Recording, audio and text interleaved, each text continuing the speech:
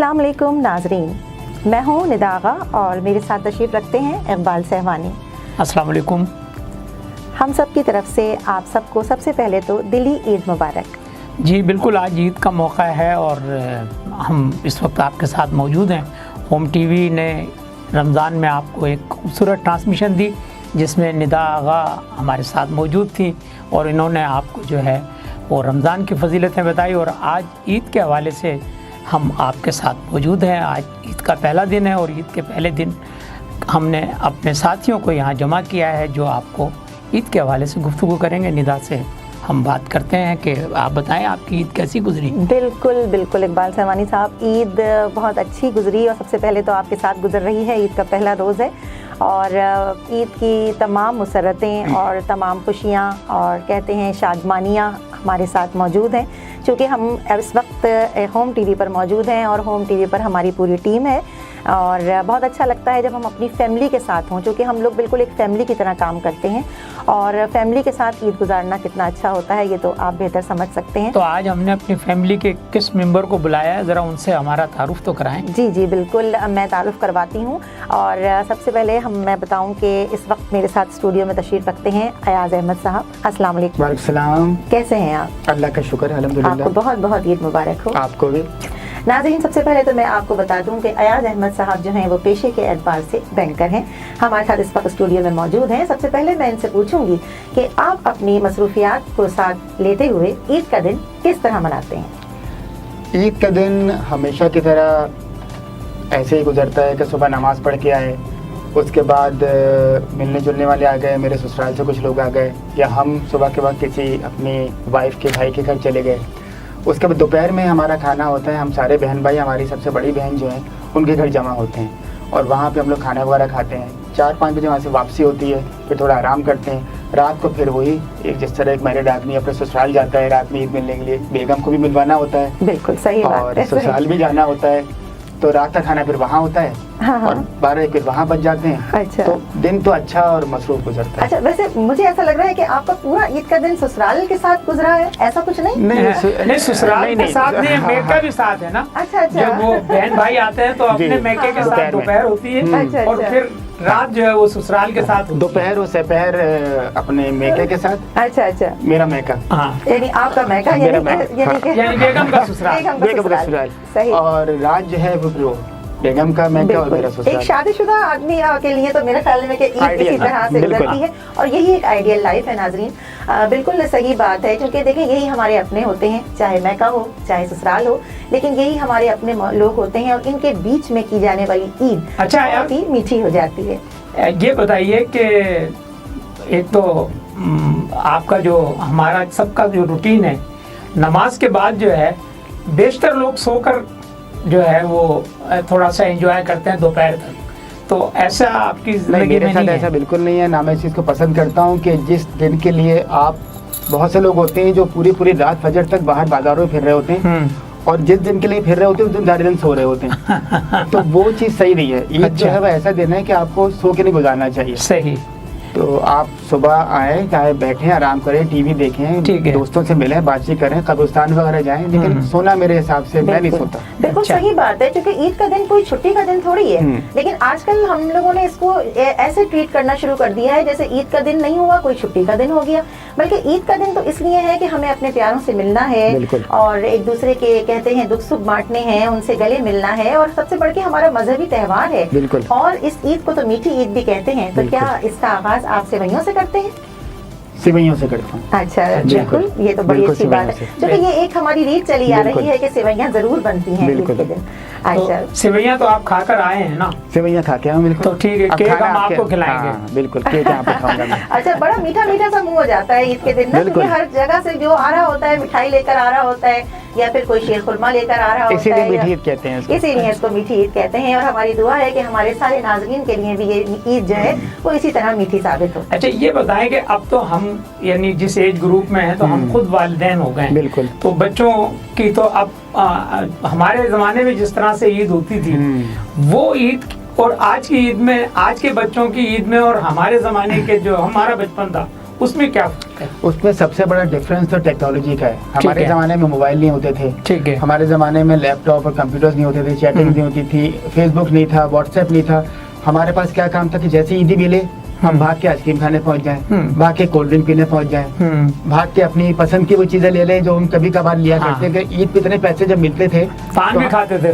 पान तो मैं नहीं खाता था, आइसक्रीम खाली, कोल्ड ड्रिंक पीली। हाँ, लेकिन आजकल के बच्चे जो हैं बस वो ईद की नमाज पढ़ के आए और फिर वही फेसबुक होता है, वही व्हाट्सएप होता है, कोई आ गया घर पे तो आप मिल लिए। लेकिन ऐसा नहीं है कि नीचे भी, अच्छा मैं जिस जमाने की बात करूं, जब मैं छोटा था तो हम जब नमाज पढ़ के आते थे तो हमारी पूरी गली जो थी वो भरी ही होती थी। उसमें 100-150 लोग उस गली में होते थे और उनसे मिलते मिलते 2-3 घंटे गुजर जाते थे। अब आप नमाज पढ़ के वापस आए तो आपको कोई खड़ा हुआ दिखता नहीं है। हाँ, बल्कि ये कि जिस जगह आप नमाज पढ़ रहे होते हैं और नमाज पढ़ने के बाद जो आपके दाएं और बाएं जो लोग होते हैं वो भी उमूमन ना खुद आगे बढ़कर जो है गले मिलने की कोशिश करते हैं, ना हम ये हिम्मत कर पाते हैं कि यार उनको आगे बढ़कर, वरना उस वक्त ये होता था कि लोग एक दूसरे के साथ खुद आगे बढ़ कर गले मिलते थे। लोग तब तक अपने घर नहीं जाते थे जब तक सारे मोहल्ले वालों से मिल नहीं लेते। उसके बाद हर घर में घुसना, हर घर में जाना। अच्छा, ईद से जब आप नमाज से जाते हैं तो कोई ये मिठाई और कुछ वो जो कचौरियाँ और ये भी लेके वो तो एक है ना, रस्म है ना, वो तो एक रात पहले ले ली जाती है, केक ले लिया जाता है, मिठाई ले ली जाती है। फिर घर पे लोग भी आते हैं, अब घर पे कोई आया हो मिठाई भी ना हो उसके लिए, कचौरियाँ नहीं हो तो अजीब सा लगता है। ठीक है। तो जब सारे रमजान में जो है वो सब चीजें खा ली तो ईद के लिए भी आदमी अहतमाम कर ले। बचपन में कोई ईद का वाकया ऐसा जो यादगार? नहीं, ऐसा कोई यादगार वाकया तो नहीं है, बस यही है कि उस जमाने में जो है वो ईदी के लिए बड़े सरगर्म रहते थे। बहनें आती थी मैरिड तो वो ईदी देती थी, फिर कहीं खानदान में चले गए तो खाला ने, मामू ने, चचा ने ईदी दे दी, कोई घर पे आ रहे तो ईदी दे रहा है। बस वो सबसे बड़ा चाम तो ईदी का होता था जब खत्म हो गया। मीठी ईद में ईदी का बहुत ज्यादा जिसे कहते हैं ना काम होता है। और सबसे बड़ी बात अभी जो आप थोड़ी देर पहले आपने जिक्र किया कि गले मिलते हैं सबसे नमाज के बाद, तो अब असल में ये मैं समझती हूँ कि ये चीज इसलिए भी कम होती जा रही है कि हमारे पास जो एक मोबाइल है, वो कहते हैं ना कि वो रात से चांद रात से ही जो है वो ईद मुबारक के जो पैगामात शुरू हो जाते हैं जारी होना, तो वो ये सिलसिला अब ऐसा हो गया है कि जो मतलब दूर के लोग हैं उन्हें तो जी हमने व्हाट्सएप कर दिया ईद मुबारक, और जो करीब के लोग हैं उनमें मिलना है, जबकि पहले ऐसा नहीं होता था।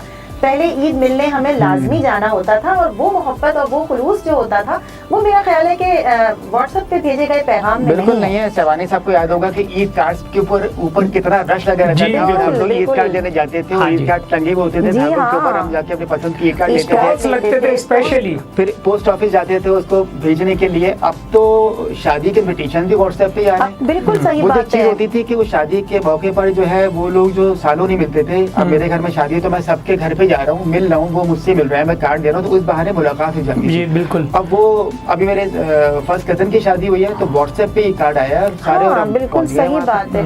अब ये सिलसिला बिल्कुल खत्म हो गया है। अच्छा, ईद कार्ड पे मुझे याद आया कि वाकई मैं भी जब छोटी थी तो मुझे याद है कि मैं अपने स्कूल से निकलती थी जब पढ़ के, तो वहाँ पर बाहर एक बुक शॉप थी और मैं अम्मी से जिद करती थी कि नहीं अम्मी मुझे यहाँ से ईद कार्ड लेने हैं।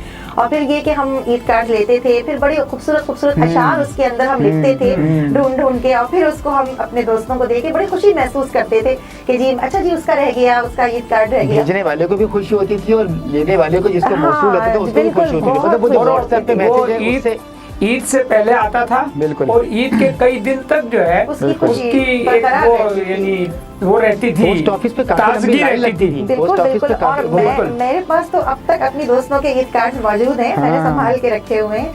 अब वाकई ये कहते हैं कि वो वाली ईद अब नहीं है, बिल्कुल नहीं। ऐसा है कि कुछ थोड़ा सा है, लेकिन हम चाहते हैं कि हम उसी वक्त को दोबारा लेकर आए अपने बच्चों को। मैं चाहती हूँ कि हम इस प्रोग्राम के तहत मेरी कोशिश है कि हम अपना ऐसे पैगामात पहुँचाएं कि जिससे वही वक्त दोबारा से लौट कर आ जाए। अच्छा चले, मेरे ख्याल में हम अयाज से ये भी पूछते हैं कि ईद की तो अपनी जगह बातें हैं ही, लेकिन अयाज की जो एक्टिविटीज़ हैं उनमें इनके शौक क्या हैं, तो ये भी ज़रा सा इनसे पूछिए। अच्छा, वैसे ये माशाल्लाह से होम टीवी पर सेलिब्रिटीज़ के हवाले से प्रोग्राम करते रहे हैं जी, और इनके प्रोग्राम जो है वो कर रहे हैं माशाल्लाह और पसंद किए जाते हैं। अच्छा, थोड़ा सा आप उसके बारे में भी हमें बताएं।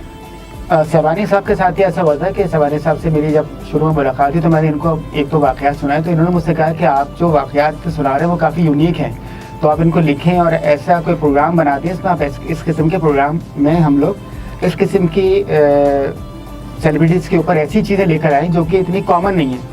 यानी वो सही जो है। चीज होती है कि पहली मूवी कौन सी थी और कहाँ पैदा हुआ है, हाँ, रब्बर ने नाम क्या हाँ, रखा हाँ। और क्या हुआ, ये वो तो तो सबको पता है। सबको पता होता हाँ, है। तो फिर हमने उसी फॉर्मूले को लेके एक प्रोग्राम किया, सबसे पहले मोहम्मद अली साहब के ऊपर, अच्छा फिर किया दिलीप कुमार के ऊपर, वो ऑन एयर हो चुके हैं। जी, जी। और 2 प्रोग्राम्स और हैं जो कि रिकॉर्ड हो चुके हैं, वो अभी इंशाल्लाह ऑन एयर हाँ, होंगे। क्योंकि वाकई जो इन सेलिब्रिटीज को पसंद करते हैं, यानी जो फैन है वो चाहते हैं कि उनके बारे में उनको ज्यादा से ज्यादा मालूमात हो और वो बड़ा कुछ और नई खुशी महसूस- मालूमात और हो। नई मालूमात हो। बिल्कुल, बहुत अच्छी बात है।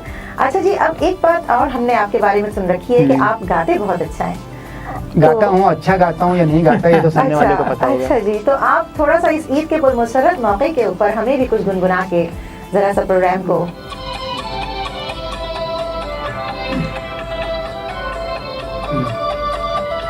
मुझे तलाश थी जिसकी, वो हम सफर तुम हो, मेरे हसीन ख्यालों के गुजर तुम हो।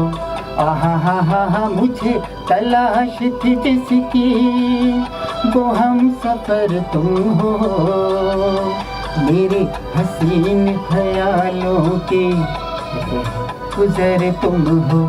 आहा हा हा हा, मुझे तलाश थी जिसकी।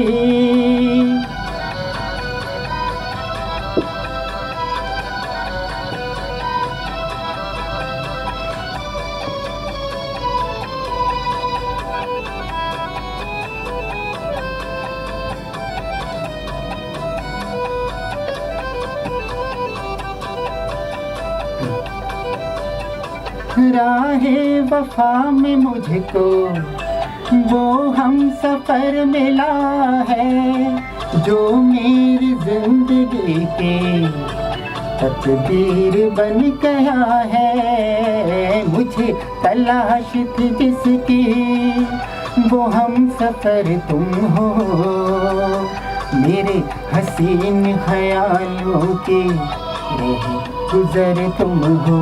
आहा हा हा हा, मुझे तलाश थी जिसकी।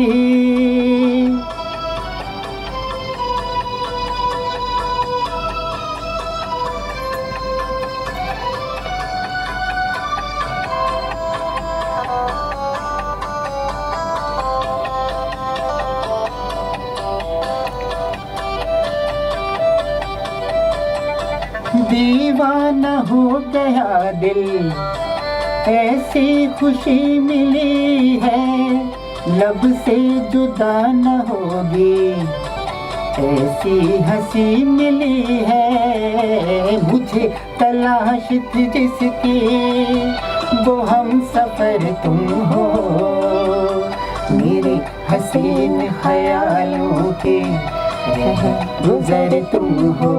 आहा हा हा हा, मुझे तलाश थी जिसकी।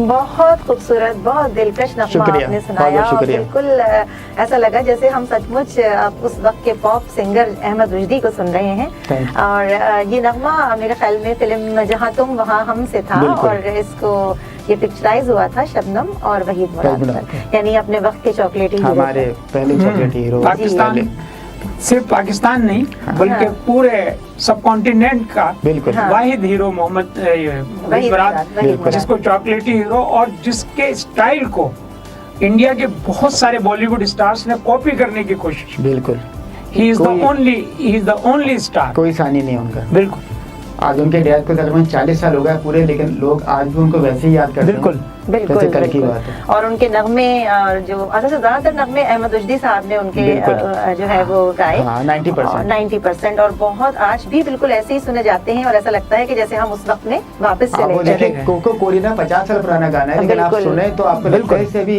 बिल्कुल वो है अकेले ना जाना, अकेले ना जाना। ये हाँ, सब सही सही ये वो गाने हैं मिक्स्ड या वो हीरा और पत्थर का जो गाना है। पत्थर के हाँ। गाने, अरमान बहुत के अच्छा, गाने, अरमान बहुत के अच्छा गाने लगा। हैं, अंदलीब के गाने अंदलीब के गाने। हम्म।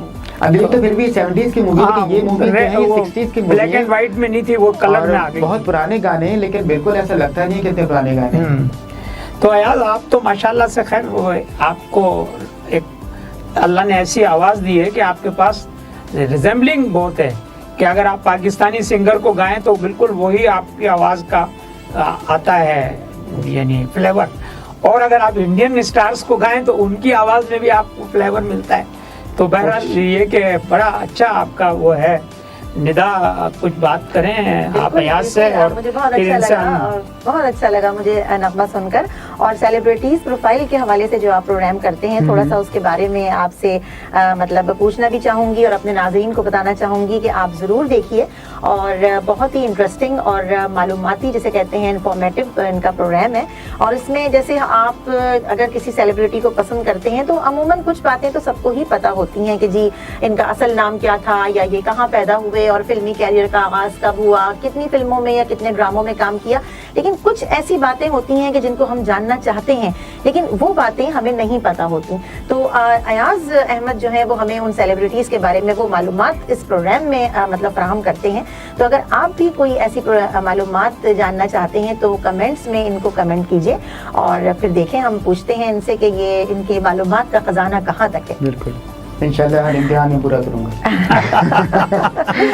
चलें जी, बहुत अच्छा लगा, बड़ा मज़ा शुक्रिया आया। बहुत। आपने ईद की इस जो हमारी खुसूसी ट्रांसमिशन है या जो हमारी ये पेशकश है, इसको चार चांद लगाए। और मेरे लिए आपकी भी ऑनर आवाज़ है से। कि आपने मुझे इस प्रोग्राम में बुलाया। जी बिल्कुल, और मुझे मौका दिया। भाई आप तो हमारे ज़ाहिर है, हमने कोशिश ये की है ईद की इस पेशकश में, इस ट्रांसमिशन में, ये जो हमारी शेड्यूलिंग है प्रोग्राम की, कि उसमें हम उन लोगों को, अपने साथियों को बुलाएं एज ए गेस्ट जो उमूमन खुद होस्ट होते हैं लेकिन उन्हें अपने दिल की बात कहने का मौका पसे नहीं पर्दा होते मिलता हैं। है। तो इसलिए अब उनसे पूछें कि भाई वो किस तरह की ज़िंदगी गुजारते हैं, उनका क्या माहौल है, किस तरह से उनकी जो है मसरूफियात रहती हैं। क्योंकि जब आदमी होस्ट होता है तो वो सारा फोकस गेस्ट पर करता है, खुद अपने बारे में बेचारा बताने से।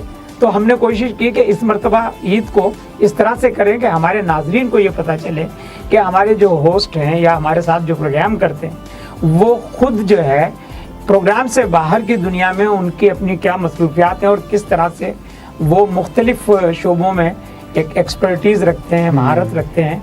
तो बहुत अच्छा लगा आपके साथ बात करके, शुक्रिया और बहुत। आपको आइंदा भी इंशाल्लाह मौका मिलेगा। बिल्कुल, आपको बहुत बहुत ईद मुबारक, आपको भी, आपके तमाम अहले खाना अहबाब को और नाजरीन को ईद मुबारक।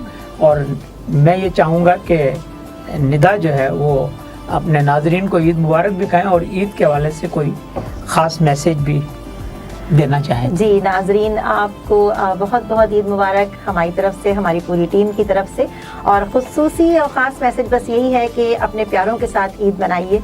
और इस बिल्कुल अगर कोई भी दिल में कोई नाराज़गी है या कोई ऐसी बात है या कोई तलखी है तो उसको ईद के दिन जो है वो अपने दिल से निकाल दीजिए और अपने प्यारों को गले लगाकर उनके साथ ईद की पुरमसरत खुशियों को एंजॉय कीजिए। तो अब हमें इजाज़त दीजिए और हम अब एक नए मेहमान के साथ ईद की इसी ट्रांसमिशन में फिर हाजिर होते हैं और फिर आपसे मुलाकात करेंगे। तो अब हमारे अगले मेहमान भी हमारी ही टीम का हिस्सा होंगे और ये सस्पेंस कायम रहे तो अच्छा है। जब आप दूसरा एपिसोड देखेंगे तो उसमें आपको वो मेहमान नज़र आएंगे जिन्हें आप स्क्रीन पर देखते हैं, लेकिन आज वो आपसे अपनी ज़ाती बातें करेंगे। बहुत बहुत शुक्रिया। तो हमारे साथ जुड़े रहिए होम टीवी पर।